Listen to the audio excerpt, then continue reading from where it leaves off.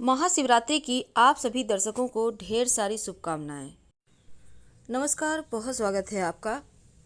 महाशिवरात्रि पर शिवलिंग पर कुछ ऐसी वस्तु है जिसको जरूर अर्पित करना चाहिए और आज हम आपको ये भी बताएंगे कि क्या अर्पित करने से क्या फल आपको प्राप्त होता है। तो चलिए शुरुआत करते हैं। देखिए, महाशिवरात्रि के आते ही आप में उत्साह तो आ ही गया है और अपने अपने तरीके से आप प्रसन्न भी करेंगे शिव जी को। अब महाशिवरात्रि हिंदुओं का बहुत ही शुभ और बड़ा त्योहार है और शिव जी को प्रसन्न करने के लिए खूब धूमधाम से आप त्योहार मनाते हैं। मान्यता है कि महाशिवरात्रि हिंदी कैलेंडर के 11वें महीने में मनाई जाती है और इस दिन को शिव की महान रात्रि के रूप में मनाया जाता है। फाल्गुन मास के कृष्ण पक्ष की चतुर्दशी तिथि को भगवान भोलेनाथ और माँ पार्वती दोनों का विवाह उत्सव के रूप में भी हम मनाते हैं। ऐसा कहा जाता है इस दिन भगवान शिव ने धरती को नष्ट होने से बचाया था, लेकिन उन्होंने ये शर्त भी रखा था कि सभी भक्त उनकी सच्ची श्रद्धा से पूजा उपासना करें तो बेहतर होगा। तो क्या अर्पित करें कि शिव जी को प्रसन्न कर पाएं? देखिए, फल जरूर अर्पित कीजिएगा, आपको जो भी मिले। अब बात करते हैं दूध की। भगवान भोलेनाथ का दूध से अभिषेक करने से सदैव आपका स्वास्थ्य अच्छा रहता है, रोगों से मुक्त रहते हैं, क्योंकि विष्णु पुराण कहता है कि समुद्र मंथन के दौरान शिव जी ने सारा विष अपने कंठ में ग्रहण कर लिया था, जिसके चलते उनका शरीर नीला पड़ने लगा। तभी सभी देवताओं ने उनका दूध से अभिषेक किया तो विष का असर उन पर से कम हो गया। अब दूसरी वस्तु है जल। नमः शिवाय का जप करते हुए शिवलिंग पर जल अर्पित करें तो आपका मन शांत रहेगा, आपके अंदर करुणा का भाव आएगा और विष का प्रभाव कम करने के लिए देवताओं ने उनके ऊपर जल भी डाला था। चीनी। महाशिवरात्रि पर शिवलिंग पर चीनी भी अर्पित की जाती है और चीनी अर्पित करना लाभदायक है। घर में कभी यश, वैभव, धन, कीर्ति की कमी नहीं होती। अगर आपके पास चीनी ना हो तो कोई बात नहीं, गन्ने का रस भी अर्पित कर सकते हैं। केसर। लाल केसर से शिव जी का अभिषेक करने से जीवन में सौम्यता आती है, मांगलिक दोष समाप्त होता है और कहा जाता है महाशिवरात्रि पर अगर अपने व्यापारिक दस्तावेजों पर केसर से तिलक करें तो सभी अड़चनें दूर होती हैं, काम धंधे की मंदी समाप्त हो जाती है। आप चाहें तो दूध में भी केसर डाल के शिवलिंग पर अभिषेक कर सकते हैं। इत्र। शिवलिंग पर इत्र छिड़कना बहुत ही शुभ माना गया है, क्योंकि इत्र का छिड़काव करने से मन शुद्ध होता है, तामसिक प्रवृत्तियों से मुक्ति मिलती है और इत्र छिड़कने से भक्तों को सद्बुद्धि भी आती है। और दही। शिवलिंग पर दही चढ़ाने से आप में परिपक्वता आती है और आप जीवन में स्थिर होते हैं। मान्यता है अगर भोले बाबा को नियमित रूप से दही से अभिषेक करें तो जीवन की सारी अड़चनें दूर हो जाती हैं, कठिनाइयां समाप्त हो जाती हैं। घी। घी से अभिषेक करने से शिवलिंग का आपके संतान की प्राप्ति आसानी से होती है। भगवान शिव को घी अर्पित करने से बच्चे की किलकारी जरूर गूंजती है। चंदन। वेद कहता है कि महाकाल को चंदन लगाने से इंसान का आकर्षण बढ़ता है, जीवन में मान सम्मान ख्याति बढ़ती है, तो चंदन आप शिवलिंग पर जरूर लगाएं। शहद। शहद का अर्थ होता है मीठा।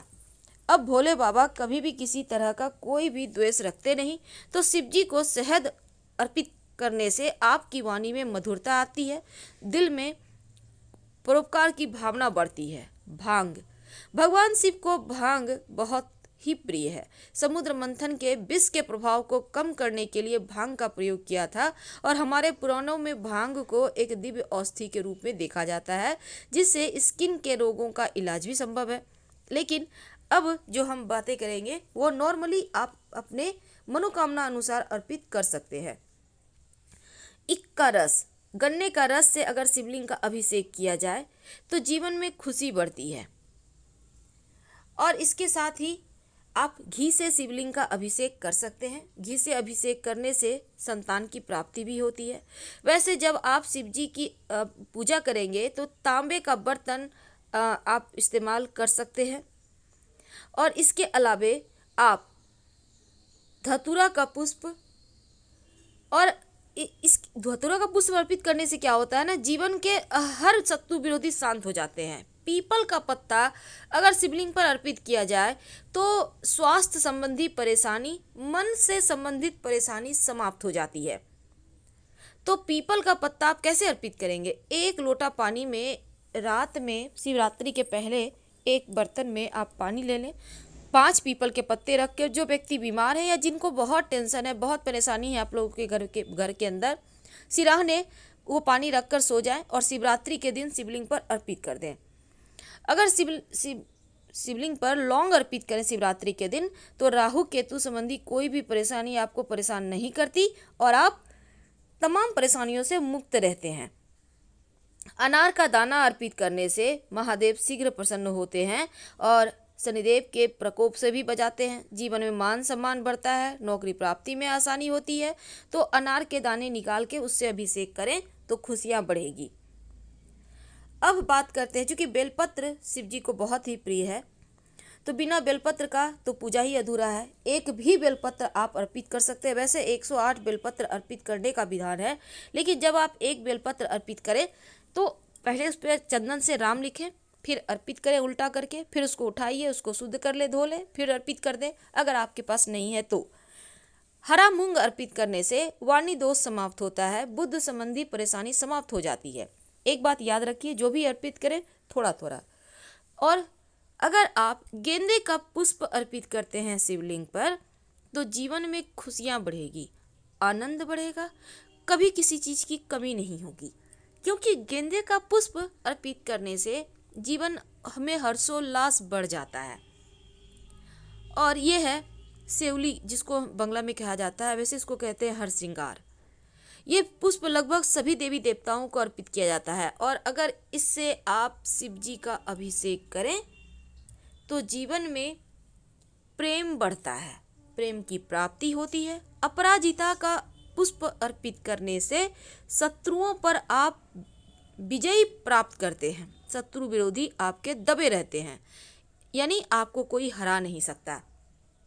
अगर दुश्मन बहुत बढ़ गए हों तब शिवलिंग पर लाल गुड़हल के पुष्प अर्पित करें। शत्रु विरोधी चाहकर भी आपका बाल विवाह का नहीं कर पाएंगे। लाल गुड़हल का पुष्प शत्रुओं को शांत रखता है।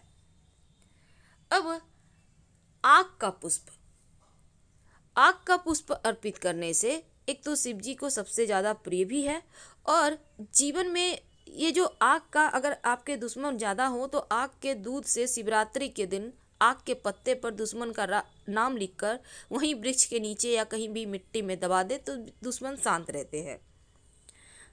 ये है गुलाल, जिसको अबीर कहते हैं, अबीर गुलाल जरूर अर्पित करें, क्योंकि शिवरात्रि के दिन उनका विवाह होता है, तो उस दिन मस्ती होती है, नाच गाना होता है, इसलिए अबीर जरूर अर्पित कीजिए और हर किसी को तिलक कीजिए अबीर से।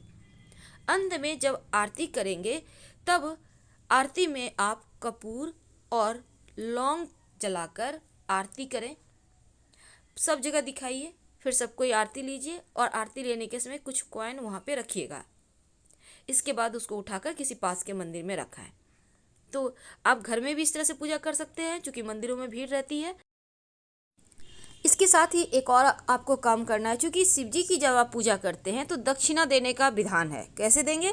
एक पान के पत्ते पर थोड़ी सी मीठी वस्तु, थोड़े से सिक्के और इस पर आप लौंग इलायची रखकर शिव जी को भेंट करें तो आपकी पूजा संपूर्ण होगी। धन्यवाद।